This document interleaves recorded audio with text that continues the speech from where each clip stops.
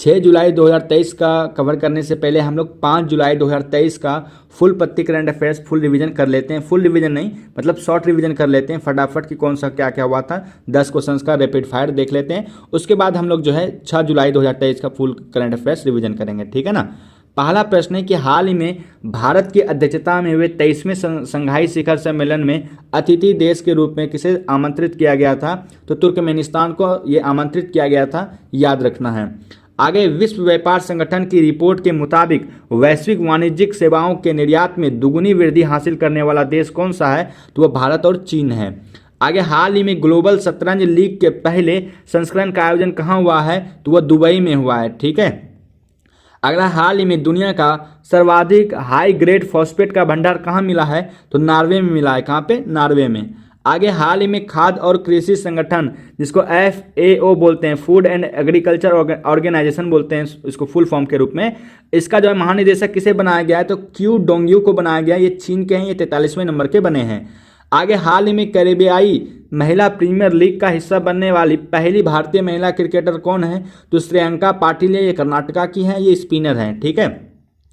आगे, हाल ही में जारी RBI रिपोर्ट के अनुसार मार्च 2023 के अंत में भारत का विदेशी ऋण कितना दर्ज किया गया है?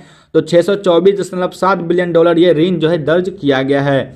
आगे, हाल ही में ग्रामीण विकास मंत्रालय ने महिला SHG के उत्पादों को बेचने के लिए कौन सा मोबाइल ऐप लॉन्च किया है? वो क्या ई-सारस ऐप, जो कि ग्रामीण विकास मंत्रालय के द्वारा जारी किया गया है। आगे है, हाल ही में केंद्रीय गृह मंत्री अमित शाह ने अक्षर रिवर क्रूज कहाँ लॉन्च किया है? तो ये अक्षर रिवर क्रूज जो है ये गुजरात में लॉन्च किया गया है, अक्षरा नदी पर, साबरमती फ्रंट अहमदाबाद में। आगे है कि हाल ही में विश्व प्रसिद्ध श्रावणी मेला कहाँ प्रारंभ हुआ है? ये झारखंड में हुआ है। झारखंड में ही सरहुल फेस्टिवल मनाया जाता है। तो अब हम लोग चलते हैं 6 जुलाई 2023 के फुल पत्ती करंट अफेयर्स फुल रिवीजन के लिए, ठीक है। अब हम लोग 6 जुलाई 2023 के फुल पत्ती करंट अफेयर्स को रिवीजन करेंगे और इसमें मैंने कुछ एक्स्ट्रा फैक्ट ऐड कर दिया है और हर दिन की तरह आपको कुछ ना कुछ और एक्स्ट्रा फैक्ट बताते हुए चलूँगा, ठीक है। तो चलिए वीडियो को स्टार्ट करते हैं। आज का पहला प्रश्न है कि हाल ही में डार्क एनर्जी डार्क मैटर के अध्ययन के लिए यूक्लिड स्पेस टेलीस्कोप किसने लॉन्च किया है? तो वह किया है यूरोपियन स्पेस एजेंसी के द्वारा यह लॉन्च किया गया है। किस रॉकेट से? तो फाल्कन 9 रॉकेट से लॉन्च किया गया है, जो कि स्पेस एक्स कंपनी का यह रॉकेट है। अच्छा, स्पेस एक्स ये किसकी कंपनी है? एलोन मस्क की कंपनी है। एलोन मस्क कंपनी, आपने टेस्ला का नाम सुना है ना, जो कि गाड़ी वाहन टेस्ला का होता है। तो टेस्ला भी जो है ना वो एलोन मस्क का ही कंपनी है। और ट्विटर को हाल ही में किसने खरीद लिया? तो आप कहें एलोन मस्क ने ही खरीद लिया है, ठीक है। अब थोड़ा इसको समझते हैं करंट अफेयर्स को। ये डार्क एनर्जी डार्क मैटर के अध्ययन का क्या मतलब हुआ? आपको ये ध्यान होना चाहिए कि जो अंतरिक्ष में भेजा गया है ना, अभी तक हम लोगों ने जो वहाँ पे खोज कर पाया है वो 5% ही खोज कर पाया है। 90% को हम लोगों ने अभी तक खोज नहीं कर पाया है। तो इसी को कहा गया डार्क एनर्जी डार्क मैटर, ठीक है, जो कि 90% तक तो अभी खोज नहीं कर पाया है। तो इसी को डार्क एनर्जी डार्क मैटर जो है कहा गया है और इसी को खोज करने के लिए जो है यूरोपियन स्पेस एजेंसी ने या यूक्लिड स्पेस टेलीस्कोप को लॉन्च किया है, ठीक है। अब हम लोग देखते हैं ये एजेंसी के बारे में, जो हम लोग बात करें स्पेस एजेंसी के बारे में, तो देखिए अमेरिका की जो राष्ट्रीय, ये हम लोग राष्ट्रीय कवर कर रहे हैं। ये देखिए स्पेस एक्स जो है ना, ये अमेरिका का ही कंपनी है, लेकिन ये प्राइवेट कंपनी है क्योंकि वो एलोन मस्क का है। अब हम लोग राष्ट्र लेवल पे चलते हैं, ठीक है। USA का जो है कौन सा स्पेस एजेंसी है? तो आप कहेंगे नासा। इंडिया का है इसरो, जापान का है जाक्सा और रूस का है रोसकोसमोस। ये वाला मैं आपको रिवीजन ऑरेली कराता था, आज मैंने यहाँ पे लिख दिया है, ठीक है। अब देखिए हम लोग कुछ इंपॉर्टेंट कवर करते हैं भारत से। क्या? देखिए इंडिया का जो इसरो है, इसरो ने हाल ही में कुछ उपग्रह को लॉन्च किया है। अब देखते हैं किसको किसको। जैसे PSLV C54 से भूटान के उपग्रह को लॉन्च किया है। SSLV D2 से आज़ादी सेट और ES-07 को लॉन्च किया गया है। LVM 3 से OneWeb कंपनी के जो है 36 उपग्रह को लॉन्च किया गया था। साथ ही साथ जो PSLV C55 है, इससे सिंगापुर के 2 उपग्रह को लॉन्च किया गया था। GSLV F12 से NVS-01 ये नेविगेशन से संबंधित है। ये सेकेंड पीढ़ी का जो है छोड़ा गया है भारत के द्वारा और ये पहला उपग्रह है नेविगेशन से संबंधित, ठीक है ना। तो ये सभी आपको ध्यान में रखना था। अगला प्रश्न है कि हाल ही में शंघाई सहयोग संगठन के 23वें शिखर सम्मेलन में 9वां अस्थायी सदस्य किसे बनाया गया है? तो वह ईरान को बनाया गया है। मैंने कल ही आपको बताया था क्या कि ईरान जो है अभी अस्थायी रूप से जो है SCO का जो है ये मेंबर नहीं बना है। इसलिए अभी जो है 8 ही देश है, लेकिन आज जो है यह घोषित हो गया कि अब नवा देश जो है वो ईरान होगा। तो इस तरह से एससीओ में अभी अस्थायी सदस्य कितने बन गए, तो 9 बन गए। ठीक है ना, क्लियर हो गया ना डाउट। अब आगे बढ़ते हैं, पहले हम लोग एससीओ के बारे में जानते हैं। एससीओ के बारे में मैंने कल भी बताया था आपको कि एससीओ की जो स्थापना होती है ना वो 1996 में होती है। तब इसका नाम एससीओ नहीं रहता है, तो क्या रहता है, संघाई 5 नाम रहता है। फिर 2001 में जो है ये संघाई 5 का नाम बदल करके एससीओ कर दिया गया, यानी कि संघाई सहयोग संगठन कर दिया गया। और एससीओ का मुख्यालय कहाँ पे, तो आपके बीजिंग में है। बीजिंग कहाँ पे, चाइना की राजधानी है। ठीक है, और बात करें यहाँ पे अभी अस्थायी सदस्य के रूप में कुल कितना हो गया, तो 9 देश जो है अब हो गया 9 सदस्य देश एससीओ का। पहले कितना था, 8। और कभी कभी आपसे यह भी पूछा जा सकता है कि भारत जो है एससीओ में कब शामिल हुआ था, तो 2017 में भारत और पाकिस्तान दोनों शामिल हुआ था। यहाँ तक क्लियर हो गया ना। अब हम लोग आगे बढ़ते हैं किसमें, ईरान के बारे में। ईरान की राजधानी है तेहरान। ईरान में जो है एक रामसर जो है जगह का नाम है, वहीं पर आपका रामसर कन्वेंशन हुआ था। आप लोग 2 फरवरी को मनाते हैं ना आर्द्र भूमि दिवस, तो वो जो है आर्द्र भूमि के लिए ही रामसर कन्वेंशन हुआ था ईरान में। कब हुआ था, 2 फरवरी 1971 ईस्वी को। ठीक है ना। अब देखिए ईरान में ही एक मरुस्थल है दस्त ए लूट, दस्त ए कबीर, ये सभी जो है कहाँ पर मरुस्थल है, आप कहेंगे ईरान में मरुस्थल है। अच्छा, आपको ये याद है क्या कि ईरान ने हाल ही में जो है मिसाइल को जो लॉन्च किया था वो कौन कौन सा था, एक था खैबर, दूसरा क्या था, एक तो खैबर था, दूसरा फतह था। ये दोनों जो है ईरान का ही मिसाइल है। ठीक है, याद रखना है। आगे एनडीबी न्यू डेवलपमेंट बैंक का नया सदस्य किसे बनाया गया, मिस्र को बनाया गया है। ठीक है, और एनडीबी आपको पता है ना ये ब्रिक्स का बैंक है। ब्रिक्स, आपको ये भी याद रखना चाहिए, ब्रिक्स में कुल देश कितने हैं शामिल, 5, ब्राजील, रसिया, इंडिया, चाइना और साउथ अफ्रीका। सबसे लास्ट में कौन जुड़ा है, तो साउथ अफ्रीका जुड़ा है 2010 ईस्वी में। ठीक है ना। अच्छा देखिए, ब्रिक्स का ही एक बैंक है जिसका नाम है एनडीबी न्यू डेवलपमेंट बैंक। इसमें नया सदस्य कौन बना है, तो मिस्र बना है। ठीक है ना। आगे देखें यहाँ पे आसियान, आसियान का जो नया सदस्य बना है वो तिमोर लिस्ते बना है। और आसियान का जो 42वां सम्मेलन हुआ वो कहाँ पे हुआ है, इंडोनेशिया में हुआ है। और आसियान का जो मुख्यालय है वो जकार्ता में है। जकार्ता कहाँ पे, इंडोनेशिया की राजधानी है जकार्ता। अभी तो राजधानी है जकार्ता इंडोनेशिया की, लेकिन जो नई राजधानी होने वाली है वो नुसंतारा होने वाली है, क्योंकि ऐसा कहा जा रहा है कि जकार्ता है जो कि कुछ सालों बाद वो डूब जाएगा। ठीक है, इसलिए अगर नया राजधानी पूछा जाए इंडोनेशिया का तब आपको बताना नुसंतारा। ठीक है ना। अब देखिए G20 2023 की अध्यक्षता कौन कर रहा है, तो भारत कर रहा है। G20 जो 2023 का अध्यक्षता भारत कर रहा है, इसमें जो थीम है वो क्या है, वसुधैव कुटुंबकम, ये थीम है। और भारत की तरफ से जो शेरपा है वो अमिताभ कांत है। आप कहेंगे 2022 में G20 शिखर सम्मेलन कहाँ हुआ था, इंडोनेशिया में हुआ था। कहाँ पे, इंडोनेशिया में। ठीक है। आगे देखा जाए G7 2023 का बैठक कहाँ किया गया, तो जापान में किया गया। जापान में कहाँ पे, हिरोशिमा में किया गया। अच्छा, जापान में ही क्वाड का भी बैठक हुआ है। ठीक है। अच्छा, आप लोग क्वाड के बारे में जानते हैं ना, क्वाड में कुल 4 देश शामिल है। कौन कौन, भारत, अमेरिका, ऑस्ट्रेलिया और जापान, ये 4 देश शामिल है क्वाड में। ये क्वाड का ही मीटिंग कहाँ पे हुआ, जापान में हुआ। ठीक है, क्योंकि होना तो था इसको ऑस्ट्रेलिया में, लेकिन हुआ कहाँ पे, जापान में हुआ, इसलिए हाईलाइट में याद रखिएगा। और आपको मैंने बताया है कई बार कि मालाबार जो अभ्यास होता है, युद्धाभ्यास, वो क्वाड देशों के बीच ही होता है। ठीक है ना, याद रखिएगा। अगला जो करंट अफेयर्स है वो है SAFF यानी कि सैफ बंगबंधु फुटबॉल चैंपियनशिप 2023 की विजेता टीम कौन सी है, तो वह भारत है। देखिए टोटल जो है 14वां ये संस्करण था, 14 में से 9 बार तो कुल भारत ने ही जीत लिया है मैच को। ठीक है ना, इसलिए यह इंपॉर्टेंट हो जाता है क्योंकि ये भारत ने जीता है। किसको हरा करके जीता, तो कुवैत को हरा करके जीता। और ध्यान रखना है, ये जो SAFF बंगबंधु फुटबॉलर चैंपियनशिप 2023 आयोजन हुआ, इसका फाइनल कहाँ मैच हुआ, तो बेंगलुरु में हुआ। ठीक है, याद रख लेना है। आगे हम लोग बात करें कि हाल ही में जो है ना इंटर जो कॉन्टिनेंटल कप हुआ था फुटबॉल का, उसमें भी भारत ने ही जीता है। ठीक है, तो भारत ने कौन कौन सा मैच जीत लिया है, तो इंटर कॉन्टिनेंटल कप जो कि फुटबॉल का था उसको जीता है, और SAFF का जो बंगबंधु फुटबॉलर फुटबॉल चैंपियनशिप हुआ है उसमें भी भारत ने ही जीता है। ठीक है, अगर आपसे यह पूछा जा सकता है कि इंटर कॉन्टिनेंटल कप जीता तो भारत ने, तो किसको हरा करके जीता, तो आप कहेंगे लेबनान को हरा करके जीता था। ठीक है, आगे संतोष ट्रॉफी का संबंध किस खेल से है, आप कहेंगे फुटबॉल से है। किसने जीता है हाल ही में 2023 का, तो कर्नाटक ने जीता है। ठीक है, डूरंड कप ये किससे संबंधित है, तो आप कहेंगे फुटबॉल से। तो देख लीजिए फुटबॉल से कितने संबंधित है, एक तो डूरंड कप हो गया, संतोष ट्रॉफी हो गया, इंटर कॉन्टिनेंटल कप हो गया, SAFF हो गया, ये सभी जो है फुटबॉल से संबंधित टर्म्स है, याद रखिएगा। आगे फीफा वर्ल्ड कप 2022 ये कहाँ पे हुआ? कतर में। कतर में कहाँ पे हुआ? दोहा में हुआ। इसमें जो है फाइनल मैच अर्जेंटीना और फ्रांस के बीच खेला जाता है। इसमें अर्जेंटीना जो है जीत जाते हैं और फ्रांस जो है हार जाता है। अर्जेंटीना के कैप्टन है लियोनेल मेसी, इन्हीं को है जो गोल्डन बॉल का अवार्ड दिया गया। और गोल्डन बूट का अवार्ड किसको दिया गया?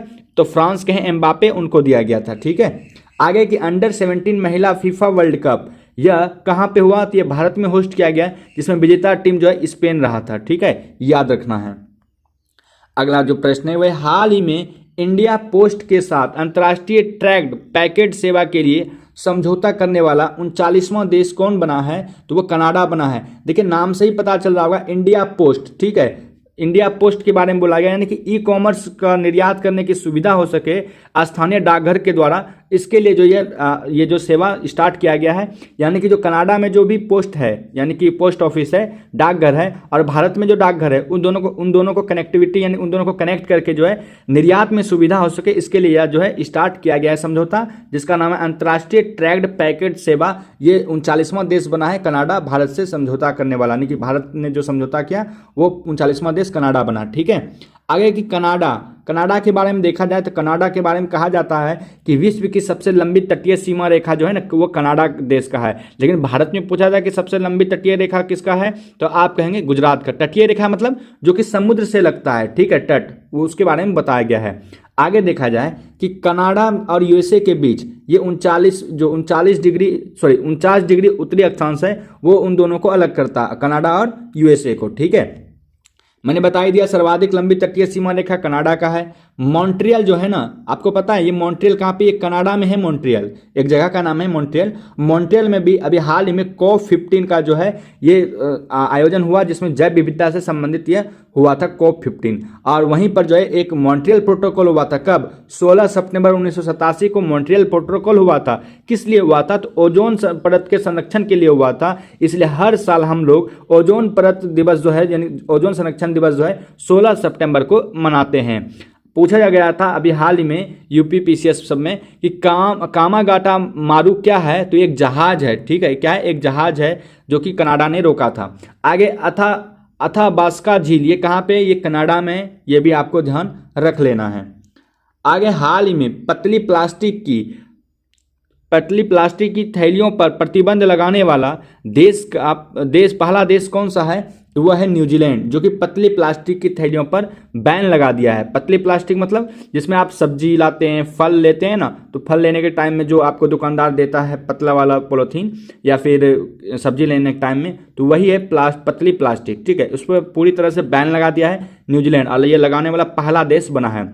बात करें न्यूजीलैंड की राजधानी है वेलिंगटन, और न्यूजीलैंड का अभी जो प्रेजेंट में प्राइम मिनिस्टर है वो क्रिस हिपकिंस बने हैं। किसके स्थान पर? तो जेसिका अर्डन थी पहले, इसी के स्थान पर क्रिस हिपकिंस बने हैं प्राइम मिनिस्टर न्यूजीलैंड के। ये नए हैं, ध्यान रखिएगा। अब हम लोग बात करते हैं कि विश्व पर्यावरण दिवस ये कब मनाया जाता है? 5 जून को मनाया जाता है। और इस बार की जो थीम है वह सोल्यूशन ऑफ प्लास्टिक पोल्यूशन, और इसका जो होस्ट करने वाला कंट्री रहा तो वो रहा कोटे डी आइवर। अगला है डेवी हॉकले मेडल, ये जो है स्टार्ट किया गया है कहाँ पर? न्यूजीलैंड में स्टार्ट किया गया है। किसके लिए? तो जो न्यूजीलैंड की जो महिला क्रिकेटर है ना, उसको सम्मानित करने के लिए यह डेवी हॉकले मेडल जो स्टार्ट किया गया है न्यूजीलैंड के द्वारा। ठीक है ना, समझ में आ गया। अब हम लोग देखते हैं GST, goods and services tax. ठीक है, ये देखिए 1 जुलाई 2017 को भारत में लागू हो जाता है। यह समवर्ती सूची पर लगने वाला टैक्स है। और आपको ये समवर्ती सूची आपको पता है ना ये क्या होता है? मैं आपको बताता हूँ, पहले इसको पूरा मैं कर देता हूँ। ठीक है, अब प्रत्यक्ष कर है, ठीक है, इनडायरेक्ट टैक्स है ये। आगे देखा जाए तो 101वां जो संविधान संशोधन के तहत जो है इसको जोड़ा गया। किस समिति के सिफारिश पर? तो विजय केलकर की समिति की सिफारिश पर। अब ये देखिए समवर्ती सूची है। समवर्ती सूची वह होता है जो जिसपे राज्य और केंद्र दोनों मिलकर के जो है एक तरह से समझौता करके कोई कानून बनाता है, कुछ भी बनाता है, तो उसे समवर्ती सूची कहते हैं। ठीक है, एक होता है राष्ट्र, यानी कि राष्ट्र सूची। ठीक है, एक होता है समवर्ती सूची, एक होता है संघ सूची, राज्य सूची और समवर्ती सूची होता है। तो संघ सूची जो होता है उसमें सिर्फ केवल जो है केंद्र ही कानून बनाती है, और जो राज्य सूची होता है इसमें सिर्फ राज्य को ही हक होता है कानून बनाने का, और समवर्ती सूची जो होता है उसमें दोनों मिलकर के काम करता है। ठीक है ना, ये समझ में आ गया। अब आगे देखते हैं अगला जो प्रश्न है करंट अफेयर्स का, वह हाल ही में प्रथम अंतर्राष्ट्रीय हरित हाइड्रोजन सम्मेलन का उद्घाटन कहाँ किया गया? वो नई दिल्ली में उद्घाटन किया गया। क्यों किया गया है? क्योंकि ऐसा कहा जा रहा है कि हाइड्रोजन जो है बहुत ही अच्छा जो है एक तरह से ऊर्जा के लिए अच्छा चीज़ है जो कि पॉल्यूशन नहीं करता है। तो इसी के लिए जो है उत्पादन, उपयोग और वितरण पर विशेष ध्यान देने के लिए हाइड्रोजन का ये सभी उत्पादन अच्छा हो सके, उपयोग हो सके, वितरण पर विशेष ध्यान दिया गया है। यही इसको सोच के यानी इसी को सोचते हुए अंतर्राष्ट्रीय हरित हाइड्रोजन सम्मेलन जो है नई दिल्ली में ये पहला था, याद रखना, इसको जो है उद्घाटन किया गया है। आगे देखा जाए भारत द्वारा नेट जीरो का कार्बन उत्सर्जन का लक्ष्य कब तक रखा गया है? 2070 तक रखा गया है कि नेट जीरो जो है कार्बन उत्सर्जन होगा, यानी कि कार्बन उत्सर्जन के मामले में जीरो कर दिया जाएगा। आगे यहाँ पे कि हाइड्रोजन के बारे में देखा जाए तो हाइड्रोजन को आवारा तत्व के नाम से जाना जाता है, क्योंकि ये जो है जो आप देखते हैं पीरियोडिक टेबल उसमें पहला ही स्थान पे कौन है? आपका हाइड्रोजन है। ठीक है, हाइड्रोजन जो है बहुत तरह से यानी कि एक तरह से दोहरा काम चरित्र दिखाता है, इसीलिए जो है इसको आवारा तत्व कहा जाता है। इसकी खोज जो है कैवेंडिश ने किया है। और बात करें परमाणु संख्या 1 है हाइड्रोजन का, और हाइड्रोजन के 3 समस्थानिक होते हैं, एक तो प्रोटियम होते हैं, दूसरा ड्यूटेरियम और तीसरा है ट्राइटेरियम। ठीक है, देखिए समस्थानिक उसको कहा जाता है जो कि एक ही परमाणु का जो है परमाणु संख्या समान रहे और जो द्रव्यमान संख्या है वो भिन्न भिन्न रहे तो उसे समस्थानिक कहा जाता है। ठीक है, हाइड्रोजन के कितने समस्थानिक है? 3 समस्थानिक है। आगे विश्व की पहली हाइड्रोजन ट्रेन चली है, यानी कि विश्व की पहली हाइड्रोजन ट्रेन कहाँ चली है? वह जर्मनी में चली है। ठीक है, सूर्य से संबंधित क्वेश्चन से यह पूछा जा सकता है कि सूर्य में जो ऊर्जा होता है वो किस सिद्धांत पर काम करता है? तो नाभिकीय संलयन होता है, उसमें जो हाइड्रोजन और हाइड्रोजन, 2 हाइड्रोजन जुड़ करके हीलियम बनता है और साथ ही साथ वो ऊर्जा भी निकालता है। ठीक है, अगला प्रश्न है कि हाल ही में ऑस्कर विजेता डॉक्यूमेंट्री द एलिफेंट विस्पर्स के निर्देशक कार्तिकी गोंजाल्विस को किस देश ने हाथी परिवार पर्यावरण पुरस्कार से सम्मानित किया है? वह है इंग्लैंड, यूके। ठीक है, यूके ने जो है हाथी परिवार पर्यावरण पुरस्कार से सम्मानित किया है। किसको? द एलिफेंट विस्पर्स के निदेशक को, जिनका नाम है कार्तिकी गोंजाल्विस। ठीक है, ये आपको ये भी याद रखना चाहिए कि जो 95 का जो ऑस्कर अवार्ड अभी हाल ही में दिया गया है उसमें भारत की तरफ से 2 को मिला है ऑस्कर अवार्ड। एक तो नाटू नाटू सॉन्ग को जो कि RRR मूवी के लिए दिया गया है, और नाटू नाटू सॉन्ग का जो संगीतकार है वो MM किरवानी है, और दूसरा जो मिला है वो शॉर्ट डॉक्यूमेंट्री फिल्म को मिला है जो कि द एलिफेंट विस्पर्स है। ठीक है, इन 2 को मिला है, ये दोनों जो है कहाँ का है? भारत का है। ठीक है, आगे देखा जाए ऑपरेशन जो गोल्डन ऑर्ब चलाया गया था, क्यों चलाया गया था? क्योंकि इंग्लैंड में अभी हाल में जो नए जो राजा बने हैं, कौन? चार्ल्स तृतीय, इसी के ताजपोशी के लिए जो है ये ऑपरेशन गोल्डन ऑर्ब चलाया गया था। ठीक है, आगे गज उत्सव कहाँ पे मनाया गया है? असम के काजीरंगा में मनाया गया है। और यहाँ पे गज उत्सव है तो इस तरह से आ सकता है क्वेश्चन आपके सामने कि प्रोजेक्ट एलिफेंट कब लाया गया था? तो 1992 में लाया गया था। ठीक है, और प्रोजेक्ट टाइगर 1973 में। आगे यहाँ पे हाल ही में अखिल भारतीय फुटबॉल महासंघ ने किसे AIFF पुरुष फुटबॉलर ऑफ द ईयर पुरस्कार से सम्मानित किया है? तो वो है मिजोरम के, कौन है? देखिए नाम जरा अच्छे से पढ़िएगा, लालियान ज्वाला छांगटे। इनको जो है अभी हाल ही में जो है AIFF पुरुष फुटबॉलर ऑफ द ईयर के रूप में पुरस्कार से नवाजा गया है। और मिजोरम के एक खिलाड़ी है। महिला में देखा जाए किसको मिला है? तो मनीषा कल्याण को मिला, ये दूसरी बार इन्होंने जीता है ये पुरस्कार। ठीक है, आगे फीफा वर्ल्ड कप के बारे में बात करें जो कि कतर दोहा में हुआ था, उसमें अर्जेंटीना जीता था और फ्रांस हारा था। तो उसमें देखा जाए तो गोल्डन बॉल का अवार्ड जो है लियोनेल मेसी को मिला और गोल्डन बूट का अवार्ड एम्बापे को मिला। ठीक है, आगे फीफा की जो रैंकिंग आई है अभी हाल ही में, भारत का स्थान अभी हाल ही में कितना बताया गया? तो 100वां स्थान है। ठीक है, ये ऊपर नीचे हो सकता है लेकिन अभी जो है कितना है? 100वां स्थान है। ठीक है, आगे की ICC का सर्वश्रेष्ठ T20 प्लेयर किसे घोषित किया गया है? तो क्या गया है? सूर्य कुमार यादव को। ये इस साल का है यानी कि 2022 वाला है। ठीक है, और देखा जाए कि ICC सर्वश्रेष्ठ T20 प्लेयर तो सूर्य कुमार है। अगर आपसे पूछा है टेस्ट में कौन है? टेस्ट में आपका बेन स्टोक है जो कि इंग्लैंड के हैं। वनडे में कौन है? बाबर आजम है जो कि पाकिस्तान के हैं। आगे BBC sports women of the year का पुरस्कार किसे दिया गया है? तो मीराबाई चानू को दिया गया है, याद रखिएगा। अगला प्रश्न है कि हाल ही में national cyber security national cyber security coordinator के प्रमुख पद पर किसे नियुक्त किया गया है? तो MU नायर को नियुक्त किया गया है। अब नियुक्ति से संबंधित कुछ क्वेश्चन कर लेते हैं, जैसे CBI के प्रमुख कौन है? परवीन सूद है। केंद्रीय सतर्कता आयोग जिसे सीबीसी कहते हैं, इसके प्रमुख कौन है? तो प्रवीण कुमार श्रीवास्तव है। कौन है? प्रवीण कुमार श्रीवास्तव। नीति आयोग के देखा जाए उपाध्यक्ष कौन है? तो सुमन बेरी अभी हाल ही में बने हैं। सीईओ कौन है? वीवीआर सुब्रमण्यम, ये भी इंपॉर्टेंट है, याद रखिएगा। अच्छा, ये आपको पता होगा ना कि नीति आयोग के अध्यक्ष कौन होते हैं? वो प्रधानमंत्री होते हैं। नीति आयोग की स्थापना 1 जनवरी 2015 को होती है योजना आयोग के स्थान पर, ठीक है। और इनका हेडक्वार्टर नई दिल्ली में है। आगे भारत के सीडीएस के बारे में देखा जाए तो पहले सीडीएस कौन थे? विपिन रावत थे। क्यों ऐसा कहा जा रहा है पहले थे? क्योंकि इनकी जो दुर्घटना में मौत हो गई। कहाँ पे? तो आप कहेंगे तमिलनाडु में हेलीकॉप्टर दुर्घटना में इनकी मृत्यु हो गई थी इनकी, ठीक है। अभी जो हाल ही में द्वितीय बने हैं सीडीएस, वो बने अनिल चौहान। सीडीएस मतलब चीफ ऑफ डिफेंस स्टाफ, ठीक है। तीनों सेनाओं में एक तरह से तालमेल बैठा के रखने का काम जो है सीडीएस का होता है। तीनों सेना मतलब थल सेना, वायुसेना और नौसेना, इन तीनों सेनाओं के बीच जो है अच्छे से कोऑर्डिनेट बैठा करके, तालमेल बैठा करके चलाना, ये सीडीएस का काम होता है, ठीक है ना। आगे हाल ही में 6ठी युवा महिला राष्ट्रीय मुक्केबाजी चैंपियनशिप किसने जीती है? तो वो हरियाणा ने जीती है। और ये जो हुआ था मध्य प्रदेश के भोपाल में हुआ था, ये 6ठा संस्करण था, ठीक है। और ये जो मुक्केबाजी यानी कि बॉक्सिंग में हुआ था, तो बेस्ट बॉक्सिंग बॉक्सर किसको घोषित किया गया? तो प्रिया कुमारी को जो ये घोषित किया गया है। अब हम लोग देख लेते हैं हाल ही में जो जो खेल हुआ इंपॉर्टेंट, जैसे पहली हैंडबॉल प्रीमियर लीग ये जयपुर में हुआ ना, और जयपुर में हुआ लेकिन ये समाप्त भी हो गया। इसमें विजेता कौन रहा? तो महाराष्ट्र रहा। किसको हरा करके? यूपी को हरा करके, ठीक है। विश्व महिला मुक्केबाजी चैंपियनशिप ये इंडिया में हुआ है, ठीक है, हाल ही में, याद रखिएगा। इसमें भारत की तरफ से 4 गोल्ड जीता गया, वो 4 महिला के द्वारा, ठीक है। नीतू, स्वीटी, निखत जरीन, लवलीना बोरगोहन, ये सभी के द्वारा जो है 4 गोल्ड जीता गया है विश्व मुक्केबाजी चैंपियनशिप में, ठीक है ना। आगे के विश्व पुरुष जो मुक्केबाजी चैंपियनशिप हुआ वो कहाँ हुआ? ताशकंद में हुआ, उज्बेकिस्तान में। और महिला वाला कहाँ पे हुआ? इंडिया में। पुरुष वाला ताशकंद, उज्बेकिस्तान में, ठीक है।